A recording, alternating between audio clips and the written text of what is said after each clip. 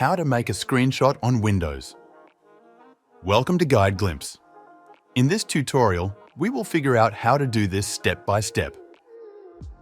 Taking a screenshot on Windows is very simple. To do this, press the Scan key to capture the entire screen. Press Alt+Scan to capture only the active window. After using Scan, you can paste the screenshot into an image editor, Paint 3D for example, and click Paste. That's all. Now you can edit or immediately save your screenshot. To do this, press Menu, Save As and OK. Snipping tool. Search for Snipping tool in the Start menu. Open the Snipping tool and use it to a specific area of the screen.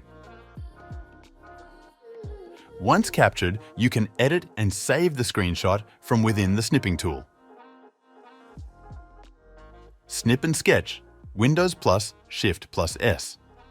Press Windows plus Shift plus S to open Snip and Sketch, a more advanced screenshot tool. You can then select the area you want to capture and the screenshot will be copied to the clipboard for pasting. Don't forget to subscribe and watch other guides from us.